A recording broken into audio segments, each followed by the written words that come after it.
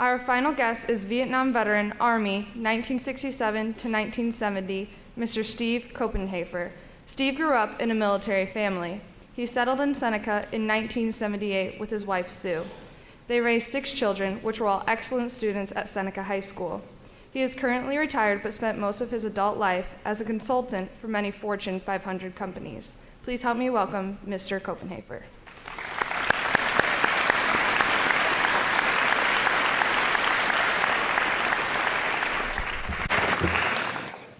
Can you follow me if I move around? Thank you. I want to thank the administration and faculty for putting on this event. I want to especially thank the leaders, Mr. Robinson Meyerhofer, for putting on such a fantastic event. This is only my second year here, but if it's anything like last year, I know it's going to be great. And the organization and planning for this is more than what probably a lot of people can imagine. I'd like to thank you, because frankly, without you, there's not much sense in us showing up to honor one another.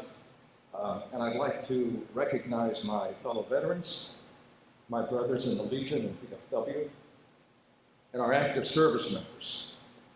It's a pleasure and an honor to be here with you, and it's a special honor, sir, to be here with you.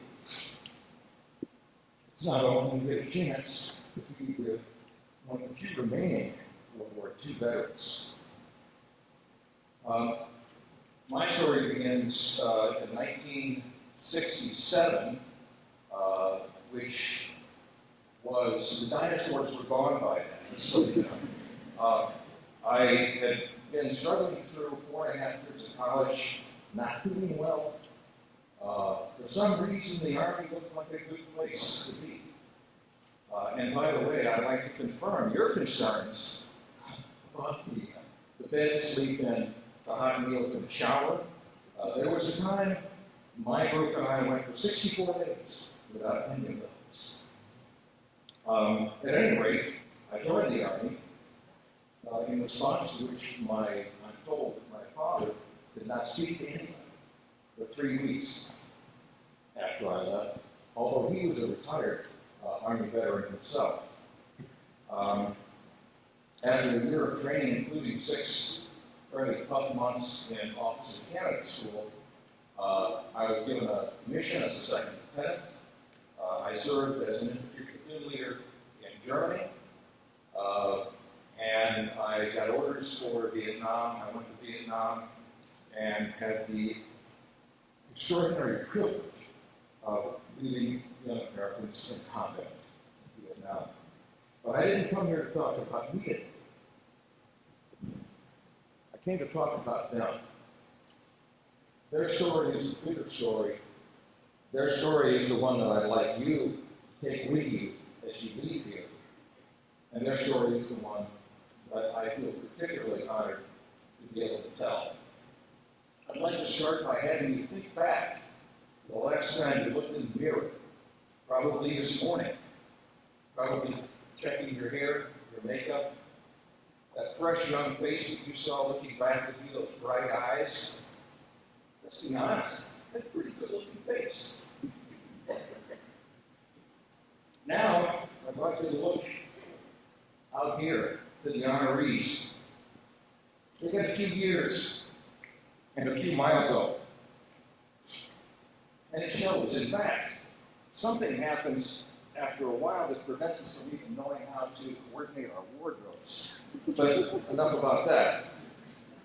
But I will tell you this, that while their classmates and friends were planning their summer jobs, their family vacations, perhaps applying for college, they looked in the mirror and saw their faces that looked just like yours back then. They had one certainty, and that was that from that point on, there was no certainty in their lives. They had no idea what their military careers were going to throw at them. And here's what it threw at them. First, let's talk about training. They were trained to do things they never imagined. They were confronted with challenges that they hadn't anticipated. They were given obstacles to overcome.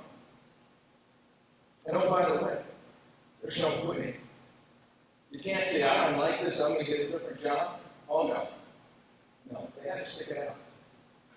They had to stick it out. They had to reach deep down inside and find things that their civilian friends and former classmates might spend years having to discover about themselves, and many might never find out themselves. But they did. But that's only training. Now let's go beyond the training. Now they're getting orders to go to some duty station. Now the real fun begins. Because now they've got new challenges, only these challenges aren't for play, aren't for practice. These challenges are the real thing. Some of them faced a hostile enemy. Many of them did not, but they all had one thing in common. They all had extraordinary circumstances thrown at them. They all had to find ways to get through. They all had to persevere. And they all learned some important things that, once again, I think most of their civilian counterparts did not. They learned the meaning of leadership. They learned the meaning of cooperation. They learned the meaning of finding a way. They learned the value of life. And they learned how fragile life can be. Because once they were assigned, whatever their mission, whatever their assignment, whatever their job classification, they also knew that mistakes and falling short didn't mean getting a lower grade. It didn't mean losing a safe. Could mean a life. Could mean a life. But the day came, whether after a couple of years, 20 years, 30 years, the day came, it was time to hang up that uniform. But they found there were things they could not hang up. They could not hang up, they could not leave behind those experiences. They could not leave behind the memories. A lot of good memories. Memories of challenges that can overcome. Memories of the great people that they served with, who stood behind them and are beside them while they faced those challenges. Of the places that they had been. There are also some bad memories. There are memories that have stuck with them ever since. Some memories bad enough that they can't remember, but what they will never forget are the comrades who were alongside them in that ship, in that foxhole, alongside that artillery piece, who were with them through the worst of those times. The love that comes between people who have faced that kind of hardship together, those bonds last forever. And it's amazing to see what happens when some of those folks have a chance to get together again after 30, 40, 50 years. It's as if they never. Something else happened. Something else came home with them when they returned and took off those uniforms. And that was the extraordinary feeling of having been a part of something much bigger than themselves. Of working with others, striving for a goal that was much beyond their own self-interest. Once again, something many of their civilian friends and former classmates would be a long time in discovering, if ever. One final thing, I think, gradually they were beginning to learn the effect that their time in the service was having on them. They were beginning to understand it, and one of the things that they understood was there was a missing piece in their lives. There was a gap.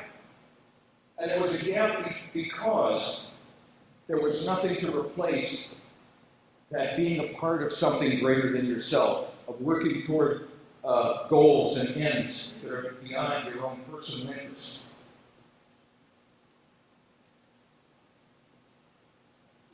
So here's what happens.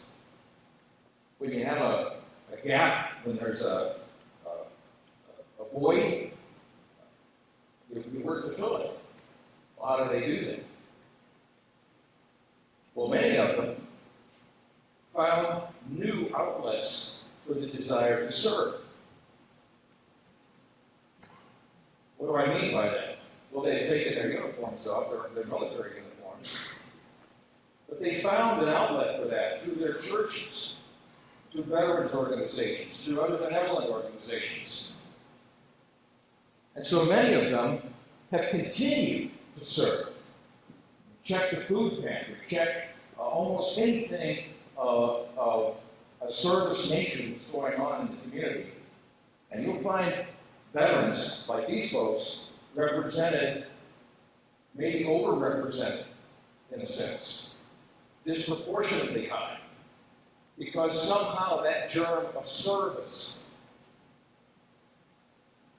became planted in them, and they never were able to let it go.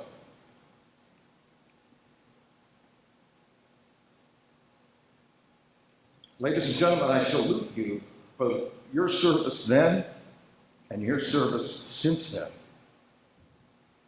But, as I said, the years continue to pile up, as well as the miles, and they haven't always been kind. And so what's happening is that little by little, they're being sidelined. Sometimes, eventually, being taken out of the game altogether.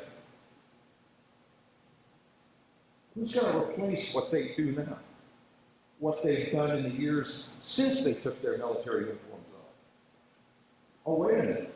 Here you are. Here you are. And some of you have already experienced what you get out of being in service. You FFA members. Incredible. And others as well. What I would like to bring to you today, while you came here to honor these folks, I would suggest that they are here to also honor you in this way. I think of this business of service kind of like carrying a torch. Think of the Olympic torch. And I think that over time, as our legs are no longer as steady and our arms are no longer as strong, that torch may begin to falter. We would like today to begin to hold that torch out. You. Will you take it? I think you will. I think you will. I think that the germ of service is already planted, and I think it'll spread. And that's my hope for you. Because I think that as we begin to lose our strength to hold up that torch, to continue providing service that we've done, I think you'll be. I think you'll do it for your fellow Americans. I think you'll do it for generations to come. I think you'll make us proud. I think you'll make us proud. And I have one other wish for you. And that is that even though, however you determine to serve in the future, over the course of your lives, And that even though you don't do it for the appreciation of gratitude, I hope that once in a while, some caring soul will walk up to you and say, thank you for your service. Thank you.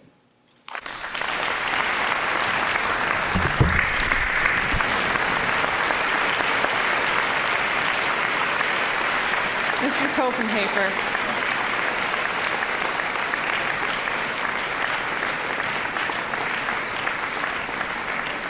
Thank you for coming out today, and thank you for your years of service. Please accept this token of appreciation, a copy of Our Prairie Shipyard. Thank you so much. Thank you. Thank you.